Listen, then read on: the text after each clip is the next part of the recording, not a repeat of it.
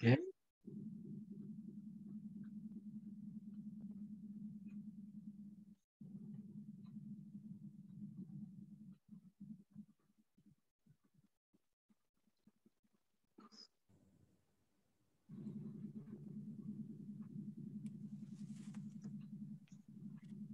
Salut, salut. Salut, Christian. M'entends-tu bien?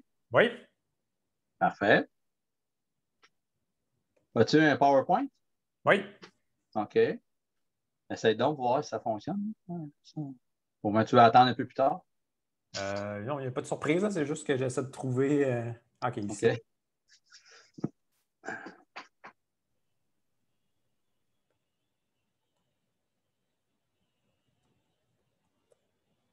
OK, c'est bon, ça fonctionne. Parfait. Là, tu l'enlèves pour tout de suite?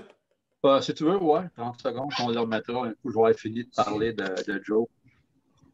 Parfait. OK. Donc, qui est là? Est-ce qu'on entend les autres? Là? Je te vois toi, mais je ne vois pas les autres. Je suis là, Patrick. Je veux juste que. Je vais me rendre visible. Voilà. Bon, ça rend visible. Là. On te voit, Philippe. Christian. Bonjour, bonjour.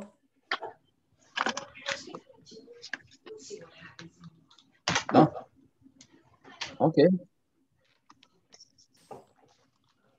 Pas d'autres monde. Il y a Jacques qui est supposé d'être là, déjà rentré, puis il y a Robert aussi.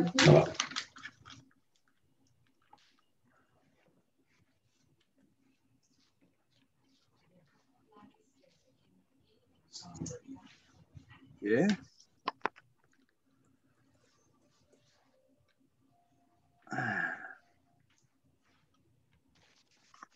OK. Oh bon, ton chandail des expos, Philippe. Oui, ça y est. Quel numéro? 20 pour l'année. C'est bon, c'est bon. Donc, ouais. 1, 2, 3, 1, 2, 3, 1, 2, 3. Bonjour Jacques, on s'entend bien? Salut, salut, salut. On s'entend bien, ouais?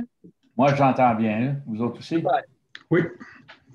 Parfait, On, parfait. on se posait être combien? Je ne sais pas, on va être bien un peu moins nombreux d'habitude parce que j'avais dit que la réunion va être à prédominance française. Là. OK. Parce que, tu sais, je vais vous expliquer pourquoi. Là, on est quand même un chapitre de Montréal. Ben oui.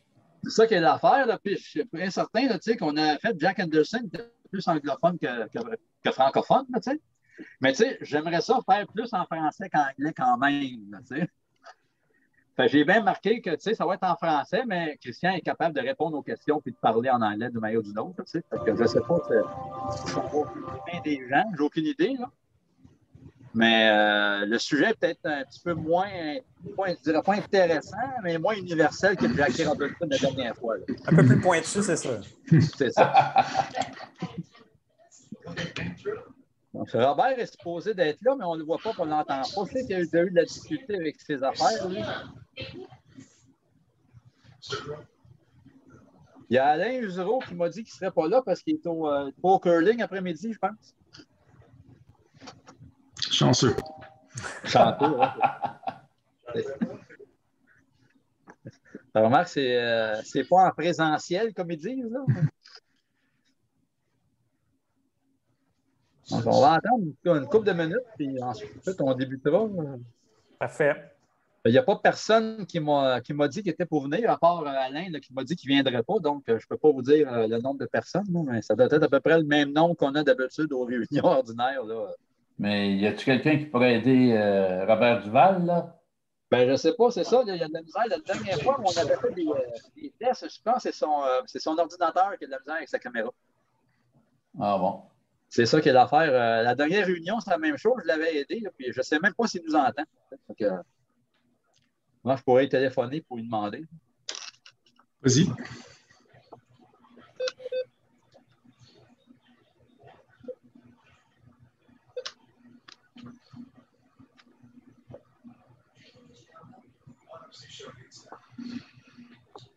OK, tu nous entends. OK, toi, tu es invisible, fait que, on aime ça comme ça. C'est pas gentil, ça. C'est peut-être pas peigné ce matin, tu sais. Ouais, non, c'est ça. Non, mais j'aime autant parce que ça me tentait d'avertir qu'il ne fait pas comme le député Amos, là. Oh, ouais. Ouais. On est aussi bien de pas le voir, Robert. On ne sait pas dans quel état qu'il peut se présenter. Non, il nous voit très bien, puis il nous entend très bien. Ah, ben, bravo. C'est ça. Fait que je sais qu'il avait eu de la misère avec sa caméra un bout de temps. On avait fait des tests là, la dernière fois, là, mais ça n'a pas dû être réglé depuis ce temps-là. Donc, on va attendre quelques minutes, ça ne vous dérange pas. Vous devez commencer à 2h05. De manière ou d'une autre, je sais que Robert, il faut qu'il parte à 14h30. Il y a un rendez-vous ailleurs. Et puis, il n'y a pas d'autres présentations Sabre ensuite. Donc, on va pouvoir étirer un petit peu plus, là, si vous voulez. Pas de problème. On peut discuter un peu comme on fait d'habitude.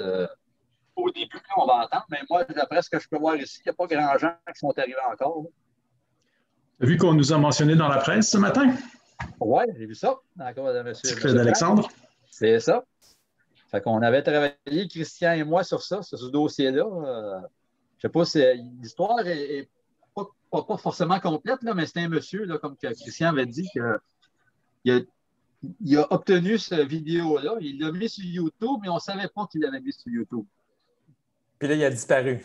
Donc, il a disparu, c'est vrai?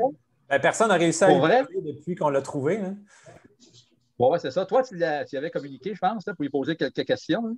Non, j'ai juste vu qu'il avait répondu à quelqu'un d'autre il y a plusieurs mois qu'il avait trouvé ça dans une bande de succession. Je comprends.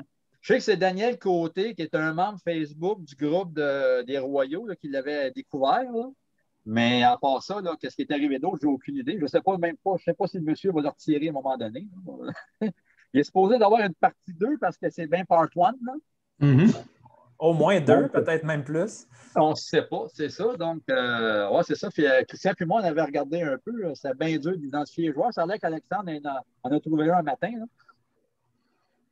Puis Baltimore et tout ça, qu'on n'avait pas vu. C'est ça, exactement ça. Mais remarque que c'était pas non plus. Là, on était pris ailleurs, toi puis moi. Là. Mais c'est intéressant quand même. Là. C'est quelque chose. Hein? Ben, des vidéos de cette qualité-là, en plus, de ces années-là. Exactement ça.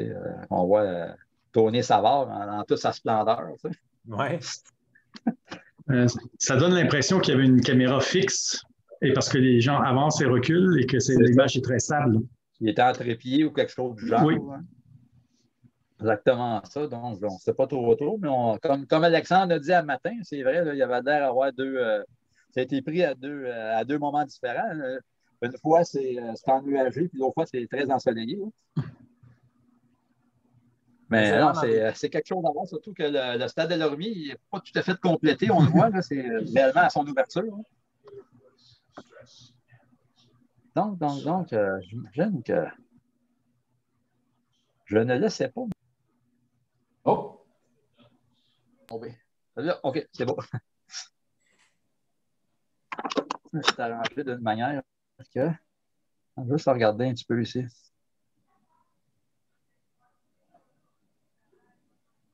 Ouais, il n'y a pas d'autre monde.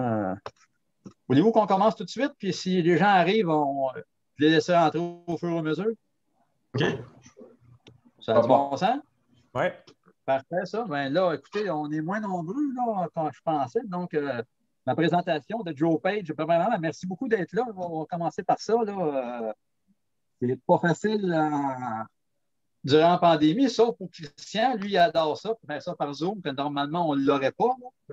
On en profite de faire le plus de présentations possible avant qu'on tourne le schéma de style sur Sherbrooke. Là. Non, c'est ça. Il n'y a pas d'autre chose à dire pour moi pour l'instant. Écoutez, pour le chapitre, ça va très bien.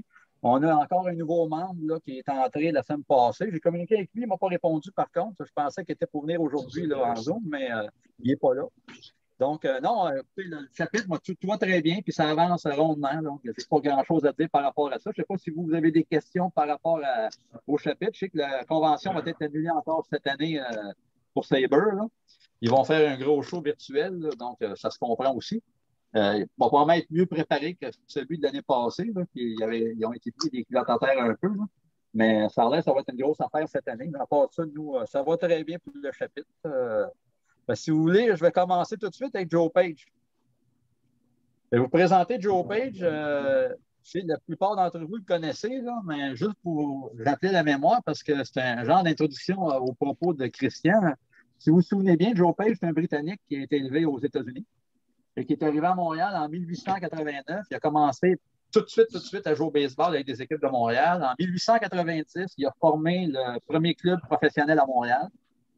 En 1892, ce qui est arrivé dans sa carrière, je vous dirais, autre que le baseball, c'est qu'il est entré à l'emploi du Canadien Pacifique. Et ça va être déterminant pour sa carrière à lui et aussi pour l'histoire du baseball au Québec. Parce que M. Page, à partir de ce moment-là, va commencer à créer des ligues des ligues et des équipes dans le but de favoriser le trafic sur les lignes du Canadien Pacifique.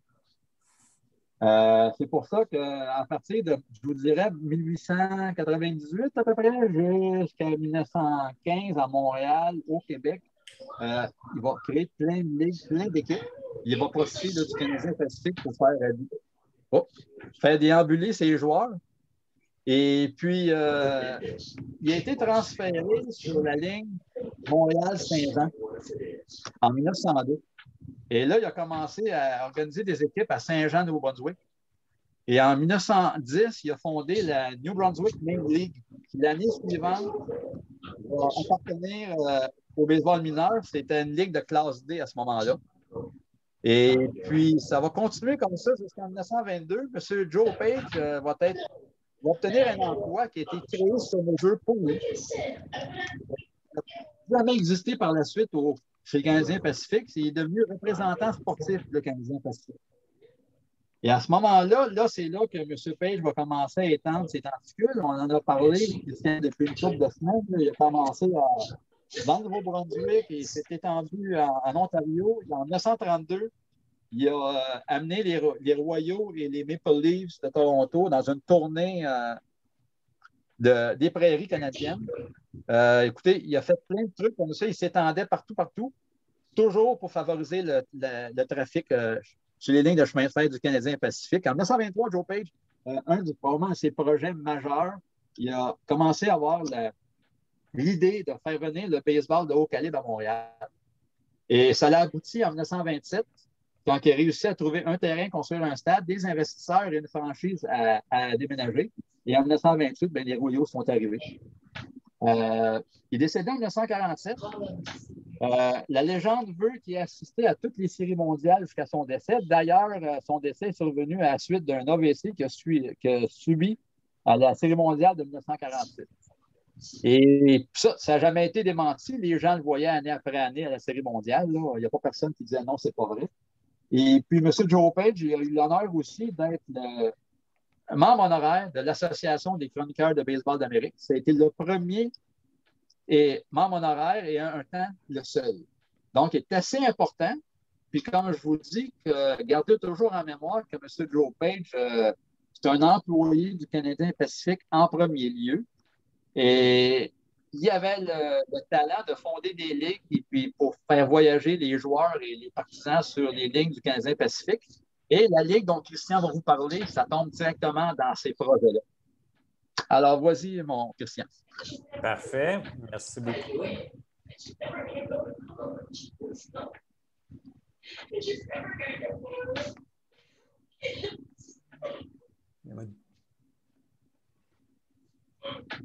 OK.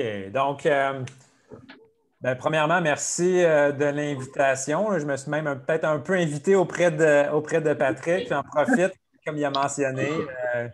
Je suis à 1000 km sinon, donc quand je vais au Québec, il y a beaucoup d'autres choses. Donc, je n'ai pas l'occasion d'aller à vos rencontres en personne. Donc, je profite du fait que là, je suis sur le même pied que vous autres. J'ai aussi hâte que ça finisse, mais en même temps, je vais profiter de ça. Donc, aujourd'hui, je vais vous parler de la Ligue de l'Est du Canada et la Ligue Québec-Ontario-Vermont, donc de 1922 à 1924. Essentiellement, la motivation au début, j'ai commencé brièvement à regarder cette ligue-là à l'automne 2019. Je cherchais quelque chose sur des joueurs de cette ligue-là, puis regardez, ça, c'est sur Baseball Référence, c'est l'équipe de, je pense, c'est Valleyfield en 1922. Il n'y a presque rien. Hein? On a la liste des noms de famille, il y a des statistiques. Mais il n'y a pas grand-chose. On ne connaît pas vraiment l'identité des joueurs. Ce n'est pas connecté à rien. Finalement, là, moi, j'ai accès à la beauté aussi. À partir de Windsor, je peux fouiller dans les journaux du Québec. De plus en plus sont disponibles. Donc, j'ai commencé à fouiller là-dedans. Il y a aussi un nouvel outil qui est vraiment intéressant, qui m'a facilité la tâche, c'est le Sporting News Baseball Players Contract Cards Collection. Je ne sais pas si vous avez fouillé là-dessus, c'est essentiellement, il y a une carte essentiellement pour chaque joueur entre 1900 à peu près et 1990. Là, je vous ai mis celle de Augustin Dugas pour vous donner un exemple de l'information qu'il peut y avoir. Donc, vous avez les endroits de naissance, les adresses, les dates de naissance. On voit qu'il a été cloth inspector après sa carrière, qui était aussi fan de basketball, de tennis. On parle de sa blessure en 1937.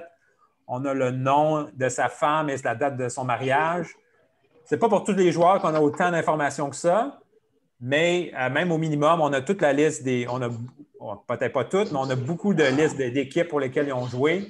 Donc, ça permet de faciliter, de connecter des joueurs, des noms qu'on a avec ce qu'on a sur Baseball Reference. Donc, quand j'ai commencé là-dessus, par exemple, très rapidement, dans la première semaine d'activité de la Ligue de l'Est, il y a Charlie Culver qui joue pour Montréal. Donc là, rapidement, je me suis un petit peu perdu. Je pense que ça méritait une histoire séparée pour Charlie Culver. Donc, j'ai passé plusieurs mois où mon attention était focusée là-dessus. Puis là, l'année passée, là, je suis revenu à la Ligue. Là, j'ai fait le tour des saisons 1922, 23 et 24. Et je vais vous présenter rapidement un bref résumé de ce que j'ai trouvé sur ces ligues-là. Puis on ne connaît pas grand-chose de ces ligues-là, donc l'intérêt pour moi, c'est d'en connaître plus sur des ligues qui étaient quand même des classes B, donc du baseball professionnel à Montréal ces années-là. Et pas juste à Montréal, mais aussi à l'extérieur de Montréal, à Trois-Rivières, à Québec, à Valleyfield, au Cap-de-la-Madeleine, donc à Hull aussi. Donc, c'est ce qui est intéressant. C'est la première ligue qui va être à l'extérieur de Montréal, une ligue professionnelle, reconnue dans le baseball organisé. C'est pas la ligue qui était à Ottawa et Hull avec les matchs à Ottawa, sauf le dimanche où c'était à Hull? Exactement. Ça s'est passé juste dans une année. C'était en 1924. Je vais donner les détails de cet arrangement-là un peu plus tard. Donc, brièvement de contexte, les Royaux ont quitté Montréal après la saison 1917. Donc là, il n'y a plus de baseball professionnel à Montréal. Il y a une forte ligue à Montréal, la Ligue de la Cité, qui va surgir, mais c'est une ligue qui est semi-pro. Enfin, pas reconnue en tout cas. C'est pas vraiment, ils ne jouent pas beaucoup de matchs, donc c'est loin d'être une ligue professionnelle. Il va y avoir une première tentative d'établir une ligue professionnelle en 1921 qui va être menée par Joe Page, mais aussi par Frank Shaughnessy et par Jean Dubuc. Donc, Jean Dubuc, à ce moment-là, lui, il est un peu dans le purgatoire. Là. Il se cache à Montréal. Il était impliqué. Il y a eu une très bonne saison en 1919 pour John McGraw, mais il est impliqué indirectement dans le scandale des Black Sox. Donc, John McGraw ne veut plus rien savoir de l'avoir sur son équipe. En 1921, là, la partie judiciaire de cette histoire-là est en train de se passer. Donc, lui, il décide que ce serait peut-être une bonne idée d'aller se cacher à Montréal puis de jouer dans la Ligue de la Cité. Évidemment, là, il s'ennuie. Donc, il essaie de partir une ligue professionnelle cette année-là. Mais là, ils ne seront pas capables de convaincre suffisamment d'équipes. Sherbrooke et Québec étaient supposés de faire partie de la Ligue et finalement, ils vont refuser. L'idée à ce moment-là, c'était d'avoir les équipes allaient passer une semaine à domicile, puis ensuite une semaine à l'étranger et vice-versa. Mais là, Frank Shaughnessy, qui à ce moment-là semble être celui qui pousse le plus la Ligue, je ne sais pas s'il y a une typo dans ce que j'ai lu, mais il parlait que pour rentabiliser la Ligue, ça nous prenait 2800 spectateurs par match, ce qui semble absolument énorme. Et donc, il n'a pas réussi à convaincre et la Ligue n'aboutira pas cette année-là. Par contre, l'année suivante, là, ça va fonctionner. Et là, c'est plutôt Joe Page qui va prendre le contrôle cette année-là parce que Frank Shaughnessy vient d'avoir le poste de gérant à Syracuse et Jean Dubuc l'a rejoint là-bas, va continuer sa carrière comme joueur. Et donc, c'est Page qui est en charge. Là, il y a plusieurs... je vous donne rapidement un peu les pourparlers qui vont se passer. Le 15 mars, on parle d'une ligue avec des équipes à Montréal, Ottawa, Québec, Trois-Rivières, Sherbrooke, Saint-Hyacinthe et Saint-Jean-Nouveau-Brunswick. Et ce n'est pas un hasard si Saint-Jean-Nouveau-Brunswick fait partie de la liste. C'est relié au Canadien Pacifique. Là, la semaine suivante, là, il y a plus de détails. Donc là, on a réduit le noyau dur. Ce serait Montréal, Ottawa, Québec et Trois-Rivières.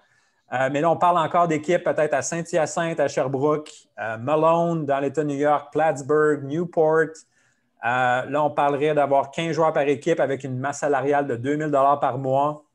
Une longue saison, hein, rien à voir avec la Ligue de la Cité. Donc, 126 parties du début mai à la fin septembre. Donc, on joue essentiellement au moins 6 matchs semaine. Puis là, on a des détails des propositions financières. Donc, il y aurait 40 % des recettes qui seraient garanties au club visiteur et dont il y a un minimum de 100 $ et puis 10 % des recettes qui iraient à la Ligue pour payer les arbitres et les autres dépenses et tout ça. Le 2 avril, il y a une rencontre à Montréal. Là, les équipes doivent soumettre un dépôt de 1 000 $. La surprise, c'est que Québec, on était sûr que Québec allait faire partie de la Ligue. Québec ne se présente pas à la réunion. Et évidemment, là, on ne peut pas les appeler directement, mais on déduit qu'ils ne sont pas intéressés. Puis là, il y a Valleyfield qui faisait du bruit en arrière qu'eux, ils étaient intéressés à faire partie de la Ligue, qui vont se présenter, j'imagine, avec 1 000 $ en poche et ils sont prêts à remplacer Québec. Et donc, ils vont être admis dans la Ligue. Et là, le 9 avril, déjà, on a l'affiliation de classe B. Donc, on imagine que Joe Page, en arrière, déjà faisait le travail et avait déjà convaincu les dirigeants du baseball. Il était bien connecté parce que c'est quand même un peu surprenant. Là. La Ligue n'a rien commencé. Il vient juste d'avoir ses 4 équipes. Puis déjà, on a l'affiliation de classe B. Et là, je vous rappelle, c'est tout ça. Là, on est au début avril. Puis la Ligue est supposée commencer ses activités au début mai. On n'a aucun joueur de signé. On n'a rien. Là. Donc, ça se passe rapidement.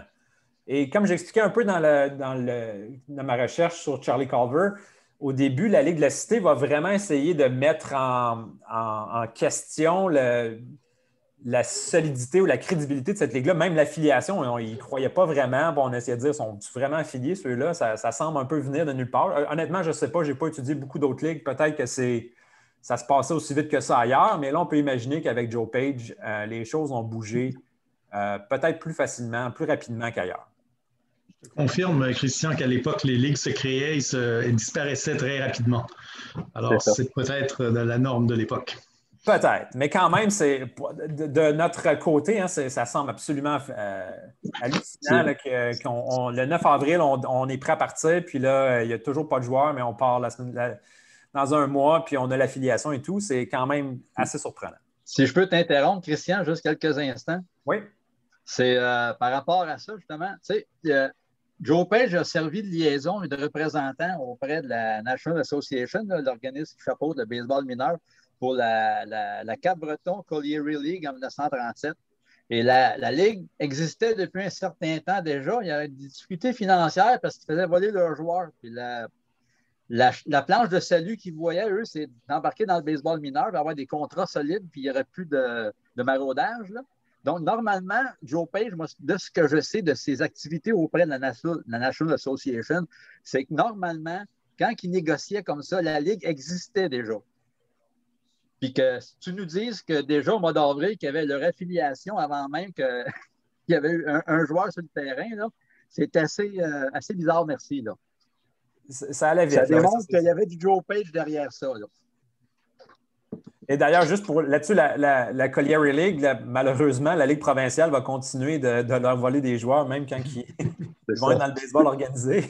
et ironiquement, Page va servir aussi de liaison pour la Ligue provinciale. Donc, il était des deux côtés, lui-là. Là. Oui. Donc, évidemment, là, on n'a pas beaucoup de temps. Donc, au début, on va se fier beaucoup aux joueurs locaux pour remplir nos équipes. Là. Donc, à Montréal, il y a plusieurs joueurs, non peut-être que vous connaissez si vous avez lu un peu sur ces ligues de ces années-là. Donc, Charlie Culver, je l'ai mentionné, qui jouait déjà à Montréal depuis quelques années. Arthur Duchenil, qui a joué dans le baseball organisé dans les années 10, qui était plutôt en fin de carrière à ce moment-là, va brièvement jouer dans la Ligue. Les frères Delisle, je vais vous en parler un peu plus tard, c'est des Franco-Américains, mais qui venaient à chaque été à Montréal jouer.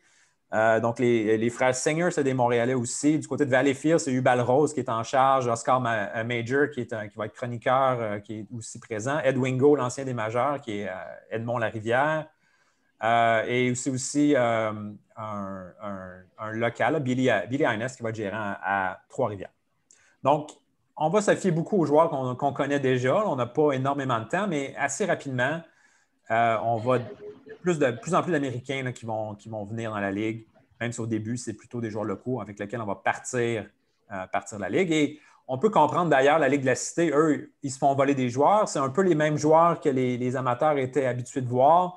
Donc, on peut comprendre comment ils vont questionner la légitimité de la Ligue à ses débuts. D'ailleurs, Joe Page, justement pour se distancer, il veut lancer la Ligue en grand, donc il va faire venir les Braves de Boston à la fin avril. Ils vont jouer un match contre l'équipe de Montréal. Les Pirates de Pittsburgh vont venir en juin et là, il y a un incident qui va se passer. Essentiellement, les Pirates jouent à Boston le samedi après-midi. Ils prennent le train, ils sont à Montréal le soir. Les Pirates sont gérés par George Gibson, qui est un Canadien, mais qui est aussi un ancien des Royaux. Et donc, on va organiser une fête en son honneur. Et là, c'est pas trop clair ce qui se passe. Le lendemain, il pleut, donc ils ne vont pas jouer. Ce qu'on sait, c'est qu'il semble avoir eu un peu d'abus d'alcool à quelque part. Et les Pirates, c'était une excellente équipe. Il y avait Pie Traynor, Rabbit Maranville, il y avait plusieurs bons joueurs. Ils étaient en deuxième position quand ils sont arrivés. Quand ils repartent de Montréal, ils vont perdre ensuite quelque chose comme 12 matchs sur 13. Ils étaient en deuxième place à 2 matchs de la tête. Ils vont se retrouver en 6e place.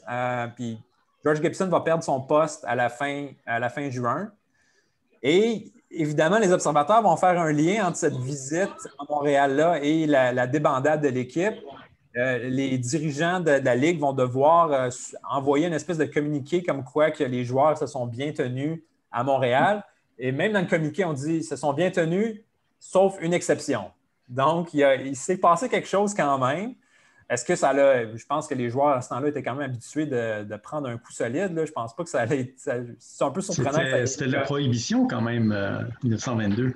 C'est vrai, donc il y a peut-être de ça. Donc, on en profite quand on est au Canada. Oui, donc probablement.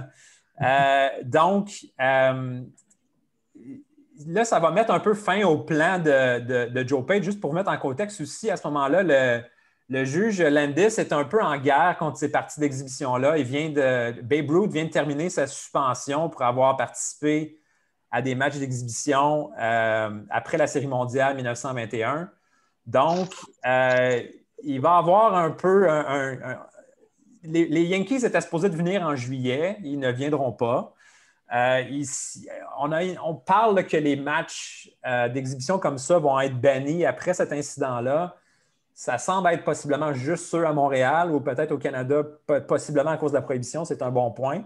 Les Maple Leafs de Toronto vont venir en août, mais donc ça va être la fin des grandes visites organisées par Joe Page et finalement qui mettait à profit ses contacts à ce moment-là.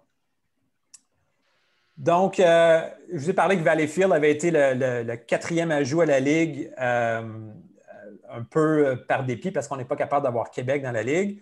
Bon, rapidement, les problèmes vont survenir avec l'équipe de Valleyfield. Déjà, dès la fin du premier mois, il y a certains matchs qui vont être transférés, certains matchs locaux qui vont être transférés à Montréal. Et au début juillet, là, tous les matchs, on abandonne complètement le marché de Valleyfield et on vient jouer à Montréal. Et à la fin juillet, le match va être vendu à la St. Maurice Paper Company et va être transféré au Cap-de-la-Madeleine qui vont finir la saison là-bas. Donc, déjà, on a des problèmes financiers. Valleyfield, ça va être la dernière fois vraiment qu'ils font partie du baseball de haut niveau au Québec. Là, je pense qu'ils ont eu des très bonnes équipes au hockey. Au baseball, un peu moins, mais ça, c'est leur dernière fois là, que ça a été essayé. Je ne sais pas, on n'a pas été très patient. Je pense que déjà la Ligue voyait que ce n'était pas nécessairement le meilleur marché à ce moment-là. Je m'en mentionnais pour les matchs à Montréal. Donc, on jouait au Parc Atwater, l'ancien domicile des Royaux, sauf le dimanche où on jouait au terrain du Shamrock. Patrick, tu me corriges si je me trompe, ce terrain-là, c'est là où il y a le marché Jean Talon maintenant? Ou? Au Shamrock, oui. Le Shamrock, c'est où il y a le marché Jean Talon. D'ailleurs, il y a la petite rue Shamrock qui est encore là. OK. Donc Et il y a une histoire, hein, c'est parce que le parc Edgewater, il y a une congrégation de sœurs là, qui sont voisins dimanche. Le terrain n'appartient pas à la congrégation. Le stade n'appartient pas à la congrégation, mais le terrain appartient à la congrégation Notre-Dame qui a un couvent en arrière, là, qui est devenu le Dawson. OK. Donc on veut pas aller voir les joueurs de baseball le dimanche et on les envoie. C'est parce qu'il n'y a pas d'alcool non plus, hein, donc ça. Donc, on joue ailleurs. Il y a l'autre terrain alternatif, c'est le terrain du National dans Maisonneuve, qui est maintenant le site du marché Maisonneuve. Donc, aussi, là, je vous parle un peu que c'est du baseball là, comme dans le temps, là, pour paraphraser Slapshot. Donc, il y a énormément d'incidents avec les arbitres, des bagarres, des protets. Donc, c'est pas très clean. Il y a d'ailleurs 2 incidents qui impliquent Trois-Rivières qui vont faire le tour de l'Amérique, où on a menacé de mort des arbitres. Donc, premièrement, ça va être repris là, par l'Associated Press ou un équivalent là, qui va juste reparler des événements dans différents journaux en Amérique. Puis, le célèbre chroniqueur Ring Larner va en faire une chronique où Trois-Rivières va être assez en évidence.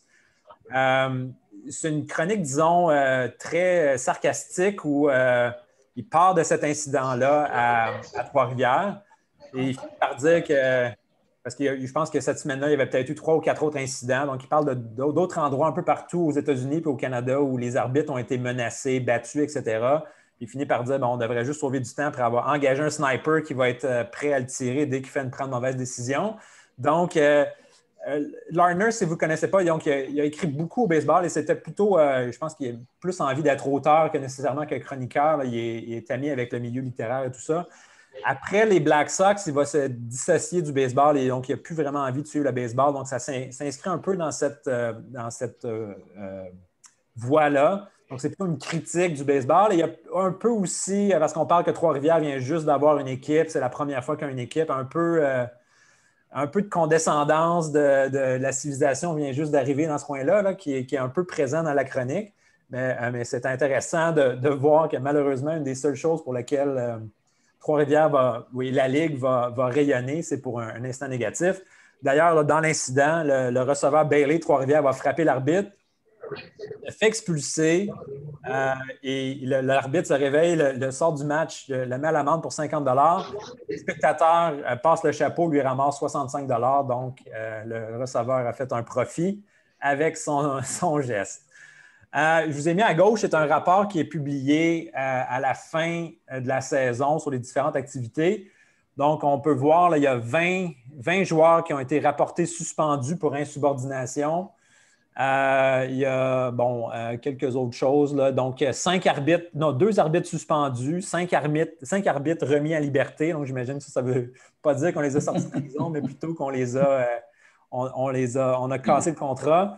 Et puis, pour ceux qui se demandent si Joe Page avait le temps de faire d'autres choses quand il travaillait là-dessus, donc on dit qu'il a répondu à 346 lettres et 86 télégrammes seulement durant la saison 1922. Donc, c'était quand même un job sûrement assez à temps plein de s'occuper de la Ligue. Donc, ça, c'est le classement de la première saison. Donc, Ottawa avait commencé la saison avec, je pense, une fiche de 1 victoire, 12 défaites. Ils vont complètement revirer de bord. Ils vont talonner Trois-Rivières. Trois-Rivières, donc, ils brassent les arbitres, mais qui jouent quand même bien. Un des faits saillants, c'est qu'ils vont remplacer leur gérant Billy Innes par Paddy Grenier. Je vais vous en parler dans quelques minutes de lui. Et ça va aider. Trois-Rivières va monter au classement après ça, puis ils vont finir premier. Évidemment, il va y avoir des plaintes, mais ironiquement, c'est les Royaux, le Royal de Montréal, qui va se plaindre le plus de Trois-Rivières et dit que ça n'a pas de bon sens qu'ils gagnent, essentiellement, ils gagnent parce qu'ils terrorisent les arbitres leur donnent des bonnes décisions, c'est pour ça qu'ils gagnent. Évidemment, Montréal est à 15 matchs de la tête, donc je ne pense pas que ça a fait une grosse différence pour eux. Peut-être avec Ottawa, mais bon, ça semble être un peu comme ça, un peu partout. Montréal va sauver son honneur parce qu'il n'y a pas de série d'après-saison. Donc, Trois-Rivières gagne. La saison se termine comme ça. Il y a une partie des joueurs qui vont retourner aux États-Unis. Plusieurs vont rester dans les alentours. Donc, et là, Montréal va sauver son honneur en battant Trois-Rivières dans une série d'exhibitions, le 5-9, après la saison. Par contre, les deux vont un peu déshonorer la Ligue parce qu'ils vont se faire battre par Sherbrooke dans des courtes séries de 4 matchs. Ils vont se faire battre 3 matchs à 1 les deux. Sherbrooke, à ce moment-là, a une équipe semi-pro, joue surtout aux États-Unis contre des équipes du Vermont, du New Hampshire. Mais il n'y aurait normalement, il n'aurait pas dû battre une équipe professionnelle comme ça. Mais bon, je ne sais pas si c'est Sherbrooke qui était fort ou l'équipe qui est l'indication que la Ligue n'était peut-être pas à un niveau super élevé la première année. Mais donc, Sherbrooke bat les deux, bat et Montréal et Trois-Rivières cette année-là. Donc, voici, ça, c'est une carte postale de l'équipe championne de Trois-Rivières en 1922. Donc, on a leur chien qui est mascotte que vous voyez au centre. À l'extrême droite, c'est le propriétaire Harry Poulos. Et donc, au centre, celui qui tient le chien, là, qui est la stature la plus imposante, c'est Paddy Grenier. Je vais vous en parler. Je crois que c'est dans ma prochaine diapo. Le stade à Trois-Rivières, c'est essentiellement au même endroit que le stade est encore aujourd'hui. Donc, c'était le terrain d'exposition. C'est là qu'on a le stade. Ce n'est pas le même. Il a été reconstruit en 1938, mais c'est à cet endroit-là que l'équipe de Trois-Rivières jouait en 1922. Donc, quelques joueurs marquants pour 1922. Donc, je ne ferai pas tout le tour, mais donc ceux qui sont en gras, c'est des joueurs qui ont joué dans les ligues majeures. Fred Frankhouse, c'est peut-être l'un des plus beaux succès. Il remporte 18 victoires pour Ottawa. Il va remporter une centaine de matchs dans les majeurs. Il va revenir brièvement en 1923. Il va être vendu à fort prix ensuite. Donc, Art Johnson a joué juste un petit peu. Del Bissonnette va se retrouver pour le dernier mois de la saison. Il va jouer avec Cap-de-la-Madeleine. Pas de puissance, mais il va frapper pour 395, 7 buts volés en 30 matchs. Donc, il a la meilleure moyenne de la Ligue. Là. Il n'y a peut-être pas assez de matchs pour se qualifier. Puis, Huggy Swinter en bas, c'est le premier succès là, et il va être vendu à la fin de la saison aux White Sox. Il va jouer un match avec eux à la fin de la saison 1922. Évidemment, il s'en va aux White Sox. Joe Page, qui est dépisteur pour les White Sox. Donc, je ne pense pas qu'il y a de hasard là-dedans. Il va se retrouver avec eux. Vous voyez, il y a quand même plusieurs joueurs locaux qui font plutôt bien. Là. Ubald Rose, 305 avec 20 buts volés. Larry Carmel, un peu la même chose. Donc, il y a quand même des joueurs locaux qui se distinguent dans cette ligue-là. On voit aussi que pour Trois-Rivières, les deux meilleurs joueurs, c'est des joueurs qui sont à la fois lanceurs et frappeurs. C'est peut-être une indication que la Ligue n'est pas si forte que ça, là, quand il y a des joueurs qui peuvent dominer dans les deux sens. Bon, il y a des exceptions, bien sûr, mais peut-être une indication que ce n'est pas si fort que ça. Je voulais parler depuis tantôt de Paddy Green ou Eugène Grenier, de son vrai nom. Donc, c'est un peu le Babe Ruth de la Ligue. Il va, premièrement, il est corpulent, donc c'est un type qui a une bonne stature comparée aux joueurs de l'époque. C'est un Franco-Américain natif de Huntingdon, au Massachusetts. Si vous cherchez ses statistiques, sont sous le nom de Paddy Green. C'est comme ça qu'il va se faire connaître dans le baseball. Il va jouer 3 saisons dans la Ligue Eastern, je pense pour Springfield notamment. En 1920 ou 21, il va être transféré dans les ligues montréalaises. Puis ensuite, 22, 23, 24, il va jouer dans la Ligue de l'Est du Canada et ensuite dans le Québec, Ontario, Vermont. Avec Trois-Rivières, donc 307, 7 circuits, 18 victoires au Monticule en 1922, 337, 10 circuits en 1923, puis 361 avec 9 circuits en 1924. Donc, il va dominer la Ligue. Il va être un des meilleurs joueurs durant les 3 saisons qui va passer. Il va faire aussi venir son frère Jacques, qui va jouer, pas nécessairement avec lui, mais il va jouer pour d'autres équipes dans la Ligue. Passons maintenant à l'entre-saison. Donc, là, on a une saison de évidemment, là, on est déjà une équipe qui a déménagé de Valleyfield au Cap-de-la-Madeleine. On a un problème, c'est qu'il y a les règlements du baseball organisé disent qu'il ne devrait pas avoir 2 équipes dans le baseball organisé qui sont à moins de 25 000 l'un de l'autre. Évidemment, Cap-de-la-Madeleine et Trois-Rivières là, sont beaucoup trop près. Donc, il y a des débats qui parlent de qu'est-ce qu'on va faire avec la franchise du Cap-de-la-Madeleine. On parle de la transférer à Hull. notamment. Il y a une rumeur, je ne pense pas que c'est vrai, mais que le club Ottawa a été vendu à Tommy Gorman. Tommy Gorman, qui est un des pionniers de la Ligue nationale de hockey, donc je crois qu'il était propriétaire du club des sénateurs à ce moment-là. Finalement, au début février, le club va être transféré à Québec. Donc, finalement, on va convaincre Québec de faire partie de la Ligue. Et je pense que ça faisait partie du plan de Joe Page depuis le début. Là, pour différentes raisons, ça ne s'est pas passé en 1922. On parle alors aussi de nouvelle équipe à Sherbrooke et même de ramener Valleyfield dans la Ligue. Là. Clairement, on ne semble pas avoir appris des erreurs de la saison 1922.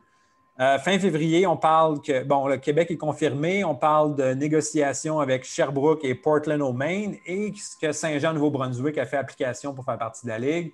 Encore une fois, même je pense que si ce n'est pas Joe Page, c'est les autres dirigeants de la Ligue qui disent que ça n'a pas de bon sens d'ajouter Saint-Jean-Nouveau-Brunswick, c'est trop loin. Donc, finalement, il n'y a aucune de ces équipes-là qui va faire partie de la Ligue, mais c'était dans les plans dans certains moments. Il va y avoir un coup dur pour Joe Page au printemps 1923. Donc, l'équipe d'Ottawa jouait au parc Lansdowne et l'hôtel de ville va donner le monopole du parc aux équipes amateurs pour la saison 1923. Et là, on fait ça vraiment sans consulter la Ligue. La Ligue est forcée de déménager l'équipe à Montréal. Donc, essentiellement, j'ai mis l'article à côté. Je veux juste quelques points là-dessus que je veux vous mentionner. Donc, l'organisation de Joe Page est peut-être composée d'excellents garçons, mais les 99% des joueurs qui y brillent ne participeront jamais à une série mondiale au terrain polo à New York. Ils n'ont pas tort. Je ne pense pas qu'il y en a aucun qui a participé à la série mondiale dans ces joueurs-là. Et plus tard, ils nous disent ceux qui versent des larmes parce que cette équipe professionnelle de 7e ordre nous quitte peuvent se consoler car les amateurs, avec le généreux appui de la population, auront plus d'intérêt à se démener et nous serons témoins de joutes aussi passionnés à voir les Chevaliers de Colomb et les autres équipes amateurs. Donc, on n'a pas une estime très élevée pour la Ligue de Joe Page à ce moment-là. Bon, la Ligue professionnelle de 7e ordre, c'est plutôt méchant, disons. Et donc, clairement, d'ailleurs, ça vient du droit d'Ottawa. La saison précédente, ils s'étaient obstinés toute la saison à appeler la Ligue une Ligue semi-professionnelle.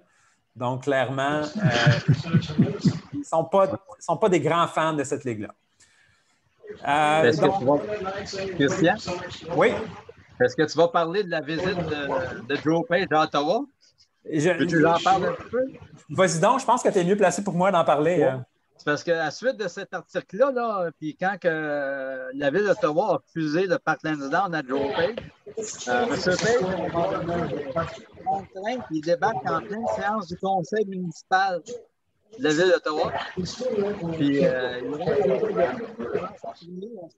il va avoir le terrain, vous ne me le donnez pas. Finalement, ils l'ont expulsé. Et puis il a continué à crier sur la rue. Puis un journaliste du Ottawa Citizen, je pense, qui l'a suivi, puis il posait des questions. Puis dans l'article, le lendemain matin, le journaliste dit qu'il a fallu que j'arrête parce que ça virait à M. Page n'était pas content. Donc, dans l'article, on voit aussi qu'en vérité, les pros pourraient contrôler une coupe de parc à Ottawa, mais ils veulent un terrain qui ne leur coûtera rien ou presque rien. Il y a peut-être aussi un fond de vérité là aussi. Donc, on aurait pu se construire un stade ou quelque chose d'autre, là, et ça se faisait rapidement à l'époque. Mais évidemment, ce qu'on veut, c'est un terrain qui ne coûte pas trop cher. Il aurait probablement pu jouer au parc du Puy à Hull. Pour une raison que j'ignore, ça ne se fera pas. Ça va se passer. On va en théorie, mais si vous regardez sur Baseball Reference, l'équipe de 1923 est toujours comme les Canadiens de... Cette équipe-là a joué un seul match en saison régulière à Ottawa. Elle a joué 2 matchs en série. Tous les autres matchs vont être disputés à Montréal. Évidemment, je pense qu'il y a une partie stratégique. Là. Je pense que la Ligue voulait garder ses droits sur le marché d'Ottawa. Et évidemment, comme je viens de mentionner, il n'y avait pas le droit d'avoir 2 équipes dans la même ville. Donc, soit qu'on ne voulait pas que ça se sache ou qu'on voulait garder les droits à Ottawa. Donc, officiellement, la franchise est à Ottawa, mais tous les matchs sont disputés à Montréal. Le club va être renommé Canadien, donc et ça va être la propriété de Frank Shaughnessy et Jean Dubuc, là, qui déjà étaient derrière l'équipe en 1921 à celle d'Ottawa. Ils vont garder l'équipe en 1920, mais ils sont en 1923, pardon, mais ils sont à Syracuse toujours, donc ils sont pas présents physiquement là, avec l'équipe cette saison-là. Par contre, le lien entre Syracuse et les Canadiens va être très fort. Ils vont leur envoyer des joueurs. Donc, il y a un lien, une affiliation non officielle entre les deux. Là aussi, on a plus de temps. On a eu toute une entre-saison pour se préparer. Donc, il va y avoir un peu plus de plus gros noms qui vont être nommés gérants pour les différentes équipes. Il y a 3 gérants, des anciens des majeurs là, qui vont prendre le contrôle de différentes équipes. Donc, Easy Hoffman, qui va être gérant avec le Royal de Montréal. Jimmy O'Rourke avec les Canadiens. O'Rourke, c'est intéressant. Premièrement, c'est le fils de orator Jim O'Rourke, là, qui est au temps de la renommée. Lui a joué seulement très, très brièvement dans les ligues majeures. Il était à Syracuse l'année précédente avec Jean Dubuc et Frank Shaughnessy. Donc, il l'envoie à Montréal prendre le contrôle de l'équipe. J'ai dû d'ailleurs argumenter assez fort avec celui qui a écrit sa biographie Sabre parce qu'il ne croyait pas que c'était le même. Parce que essentiellement, sa carrière s'était terminée quelques années auparavant. Puis là, il y a un O'Rourke qui arrive à Syracuse. C'est pas clair si c'est le même. J'ai cette photo qui ressemble à la photo qu'on a dans la biographie Sabre. Mais bon, finalement, je l'ai convaincu quand j'ai trouvé un article en 1924, quand il revient, où là, on dit qu'il arrive du Maryland.